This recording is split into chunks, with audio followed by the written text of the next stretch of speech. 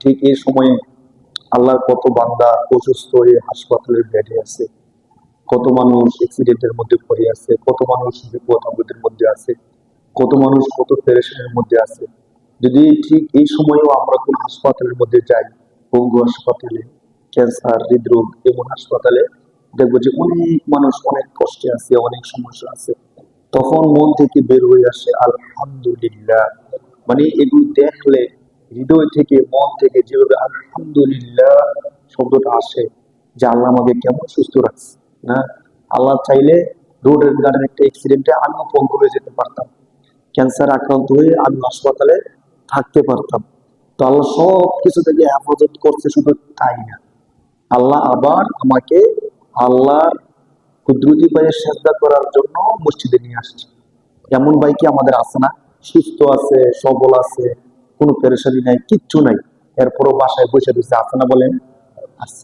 এমন ভাইও আছে যে আজকে মসজিদে আসবেও না, সে মুসলমান, আমাদের নবীর উম্মত, সুস্থ আছে, টাকা পয়সা আছে, খাবার দাবার আছে, কোনো সমস্যা নেই, কোনো প্যারাও নাই। সে ধরে নিছে আজকের জুমার দিন, শুক্রবার ছুটির দিন, হ্যাঁ, তো আজকে আমাকে একটু বেশি করে ঘুমাইতে হবে, পরিবারের সময় দিতে হবে, একটু নাটক সিনেমা একটু বেশি করে দেখতে হবে, ওদের সময় পাই না, তো আজকে বাসায় পরিবারের সময় দিতে হবে, মসজিদে আসবে না। এমন ভাই আছে নাকি নাই? আছে।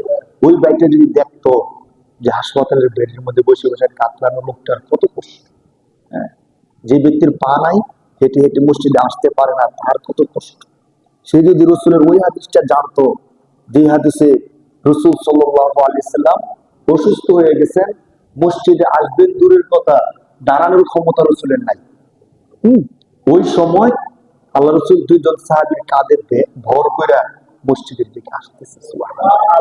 হাদিস তো সত্য হাদিস, সহি হাদিস ভাই, একদম সহি হাদিসের মধ্যে এই ইতিহাসটা আসছে।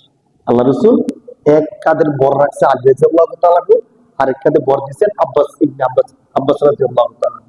এই দুই সাহাবীর কাঁধে ভর করে মসজিদে আসতেছেন নামাজ পড়ার জন্য। কি আসতেছেন? একটু কল্পনা করেন আমাদের নবীর দৃশ্যটা। অথচ নবী তো নবী, না তার কোনো গুনাহ আছে, না তার কোনো পাপ আছে, না তার কোনো সমস্যা আছে, যার ব্যাপারে আল্লাহ তাআলা বলছে মাকাম মাহমুদা নবী, আমি আপনাকে এমন একটা স্থান দিব, প্রশংসিত স্থান, যে স্থানটা আপনি নবী ছাড়া অন্য কোনো নবীও পাবে না। বলেন সুবহানাল্লাহ। কেউ পাবে না, নবী আপনি শুধু পাবেন। শুধু এতটুকু না, আপনাকে আমি আল্লাহ ঘোষণা করতেছি লিয়াগফিরাল্লাহু মা তাকদ্দামা মিন যানবিক, যদি কোন গুনাহ আপনার নাই, হয় না, হবে না, যদি সম্ভাবনাও থাকে, মানুষ হিসাবে কখনো কোনো কেমন হয়ে যেতে পারে না, আল্লাহ নিজে বলতেছেন যদি কোনো গুনার সম্ভাবনা আপনার দ্বারা থাকে, ওইটা উঠিয়ে আমি ক্ষমা করে দিলাম। সুবহানাল্লাহ। ওই নবী নামাজ ছাড়বেন তো দূরের কথা, অসুস্থ অবস্থায় দুইজন সাহাবীর কাঁধে ভর করে করে মসজিদে আসতেছে। একদম শেষ বেলা যখন দুনিয়া থেকে নবীজি চলে যাবেন, হ্যাঁ, রাসূল সাল্লাল্লাহু আলাইহি ওয়াসাল্লাম বারবার বেহুশ হয়ে যাচ্ছেন, বোকার চলে আসছে, বারবার বেহুশ হয়ে যাচ্ছেন। মানে অসুস্থতার প্রচন্ডতা এত বেশি ছিল, শেষের 14 দিন 17 দিন পর্যন্ত রাসূল অসুস্থ ছিলেন।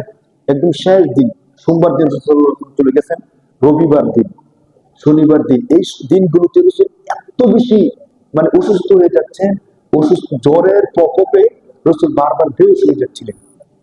তো হাদিসের মধ্যে আসছে বেহুশ হওয়ার পরে যখন কিছুক্ষণ পর রসুলের হুঁশ ফিরে আসতো, তখন রসুল সাল্লাল্লাহু আলাইহি ওয়াসাল্লাম বলতেন সালাত সালাত, আমার কি নামাজ হয়েছে, নামাজের কি সময় হয়েছে? সুবহানাল্লাহ। চিন্তা করে, মানে বেহুশ হয়ে গেছেন, যখন হুঁশটা ফিরে আসতো তখন বলতো আমি কি নামাজ পড়ছি, নামাজের কি সময় হয়েছে?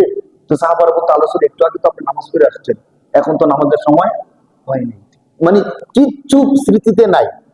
এই কথা জিজ্ঞেস করে নাই যে আমার প্রিয়তম স্ত্রী আয়েশা কোথায়, আমার সবচেয়ে প্রিয় নাতি হাসান হোসেন কোথায়, আমার কলিজার টুকরা কন্যা ফাতেমা ফাতেমা কোথায়, এ কথা বলতেছে না। কি বলতেছে বলেন?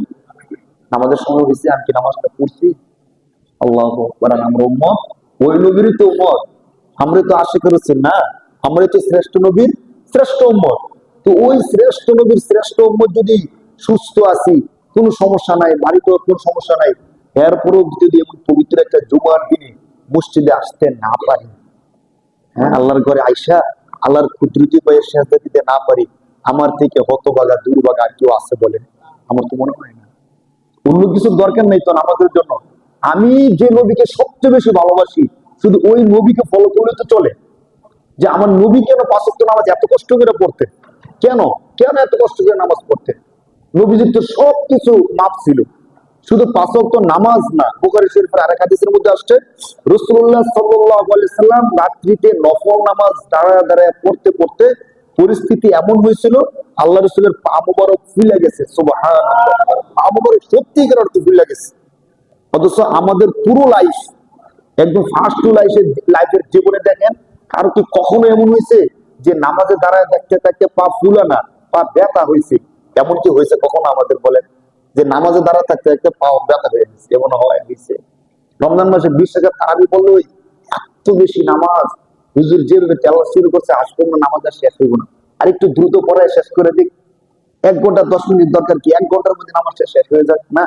অথচ আল্লাহ রাসূল সাল্লাল্লাহু আলাইহি সাল্লাম দেখেন, তিনি নফল নামাজে দাঁড়ায়া নামাজ পড়তে পড়তে পা মোবারক কি করছেন, ফুলে ফেলছেন, আর আমরা ফরজ নামাজটা পড়তে হাজির।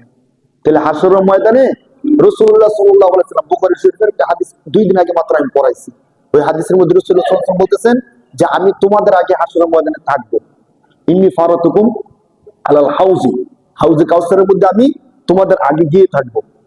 আমি মনে করতেছি রাসূল বলতেছেন যে আমি যে ওখানে গিয়ে থাকবো আর তোমাদেরকে হাউজে কাউসারের পানি পান করাবো, আমার মনে হইতেছে ওই দৃশ্যটা আমি এখন দেখতেছি। সুবহানাল্লাহ, সুবহানাল্লাহ।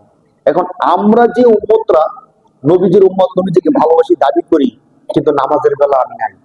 ফজরের নামাজটা পড়ার সময় আমি ঘুম থেকে উঠে আসতে পারলাম না। আসর মাগরিবে আমি ব্যবসা বাণিজ্যে চাকরি বাকরিতে সময়টা শেষ করে দিলাম। এশার নামাজটা আমি আমার কোনো কাজে ব্যয় করে দিলাম। ওই উম্মতরা রাসূল সাল্লাল্লাহু আলাইহি ওয়াসাল্লামের হাত থেকে হাউজের কাউসারের পানিটা কিভাবে নিব বলেন? কোন মুখে আমি নিব? রাসূল যদি একটু যদি বলেন যে উম্মত, আমি নবী তো অসুস্থ হয়ে 2 জন সাহাবীর কাঁধে ভর করে নামাজে গেছিলাম, তুমি কি করছো বলো?